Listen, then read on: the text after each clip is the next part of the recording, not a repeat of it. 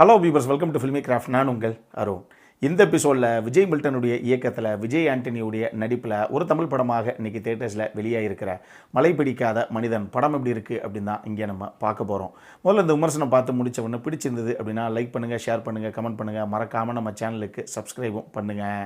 இப்போ இந்த படத்துடைய கதை என்ன அப்படிங்கிறத லைட்டாக இங்கே நம்ம பார்த்துடலாம்.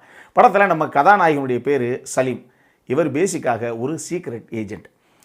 இவருக்கு ஒரு காதல் மனைவியும் இருக்கிறாங்க. இவர் ஒரு மினிஸ்டருடைய பையனை ஒரு காரணத்துக்காக போட்டு தள்ள போக கடைசியாக விஜய் ஆண்டனியுடைய உயிருக்கே ஒரு மிகப்பெரிய ஆபத்து அப்படிங்கிற விஷயம் அவருக்கு தெரிய வருது. ஆனாலும் தன்னுடைய காதல் மனைவி கம்பல் பண்ணாங்க அப்படிங்கிறதுக்காக இவர் ஒரு ரிஸ்க் எடுத்து வெளியே போக இந்த தாக்குதலில் இவருடைய மனைவி இறந்து போக இப்போ விஜய் ஆண்டனியும் அந்த சம்பவத்திலேயே இறந்து போயிட்டாரு அப்படிங்கிற மாதிரி விஜய் ஆண்டனியுடைய சீஃபாக இருக்கக்கூடிய சரத்குமார் அறிவிச்சிடறாப்புல. இப்போ விஜய் ஆண்டனி கிட்ட இங்கே பாரு, உன் உயிருக்கு இங்கே ஆபத்து இருக்குது, அதனால் உன்னை அந்தமானில் கொண்டே விட்டு வர்றேன், நிம்மதியாக ஒரு லைஃப் அங்கே நீ லீட் பண்ணு அப்படின்னு சொல்லி கொண்டு போய் விட்டுட்டும் வந்துடுறாப்புல. ஆனால் அந்தமானுக்கு போனதுக்கு அப்புறமும் விஜய் ஆண்டனிக்கு அடுத்தடுத்து அரங்கேற சம்பவங்கள் தான் இந்த படத்துடைய மொத்த கதையே. ஸ்பாய்லர்ஸ் அஹெட், இங்கே நான் உங்களுக்கு ஒரு ஹிண்ட்டை கொடுத்துட்டேன். இந்த படத்தை பொறுத்தளவுக்கு ஒரு சின்ன நாய்க்குட்டிக்காக களத்தில் இறங்கி கையில் சீக்கிரமே எல்லாத்தையும் பொழக்கிற நம்ம ஜான்வி கூடிய அந்த ஹீரோ கதாபாத்திரத்தை யாரும் மறந்துருக்க மாட்டோம். கிட்டத்தட்ட அந்த கதாபாத்திரத்திலிருந்து இன்ஸ்பயர் ஆகி தான் நம்ம ஹீரோவுடைய கதாபாத்திரத்துக்கு இவங்க அரைவாயிருப்பாங்க போல தெரியுது. ஆனால் நம்ம தமிழ் கமர்ஷியல் பட ரசிகர்களுக்கு என்னென்ன விஷயங்களெல்லாம் செட் அவுட் பண்ணால் ஒரு பாட்டு ஆட்டம்னு என்னென்ன விஷயங்கள்லாம் கலந்து கட்டி அடித்தோம் அப்படின்னா அவங்களுக்கு பிடிக்கும் அப்படிங்கிற மாதிரி கொஞ்சம் ஒரு ரேசியான ஸ்க்ரீன் பிளேயில் இந்த கதைக்களத்தை ஆரம்பித்த இவங்க கடைசியாக நம்ம கேப்டன் விஜயகாந்துக்கு தான் இந்த படம் சமர்ப்பணம் அப்படின்னு போட்டு எண்டு கார்டை போடுறாங்க. எதுக்குங்க அவருக்கு சமர்ப்பிச்சாங்க அப்படின்னு கேட்குறீங்களா? அதை நீங்கள் அவங்ககிட்ட தான் கேட்கணும். அப்படி தான் ஒரு எண்டு கார்டை போட்டு இந்த படத்தை இவங்க முடிக்கிறாங்க.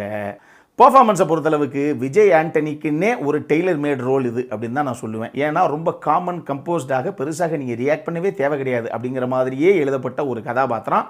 விஜய் ஆண்டனி அதை நீட்டாகத்தான் பண்ணியிருக்காப்புல. அவர் போக சரத்குமார், சத்யராஜ், முரளி சர்மா, பிருத்வி அம்பார், தனஞ்சய், தலைவாசல் விஜய் அப்படின்னு சொல்லி இப்படிக்கா ஒரு பக்கம் எல்லாரும் நீட்டாக பண்ண, அந்த பக்கம் மேகா ஆகாஷ், சரண்யா பொன்வண்ணன்னு சொல்லி அவங்களும் அவங்கவுங்க எடுத்துக்கிட்ட கதாபாத்திரத்தை நீட்டாகவே கொண்டு வந்திருக்காங்க ஸ்க்ரீனில்.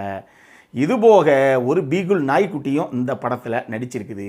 குட்டி பாப்பா சூப்பராக இருக்குது. என்ன ஒன்று, பாவம் அந்த பிள்ளைக்கு காலில் ஒரு கட்டை போட்டு ரோப் சீக்வன்ஸ்லாம் அந்த பிள்ளையை கட்டி மேலே தொங்க விட்டு, ஐயோ பாவம் பாப்பா எவ்வளோ கஷ்டப்பட்டுச்சுன்னு தெரியல.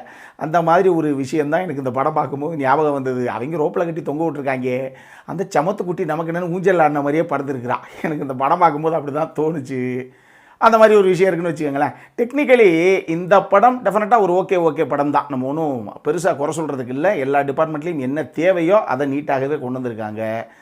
எனக்கு இந்த படத்தில் பிரச்சனையாகப்பட்ட விஷயமே என்ன அப்படின்னா, படம் ஆரம்பித்து 35-40 நிமிஷம் கடந்ததுக்கப்புறமும் இந்த கதைக்களம் எதை நோக்கி போகுது அப்படிங்கிறதே நமக்கு தெரியலை.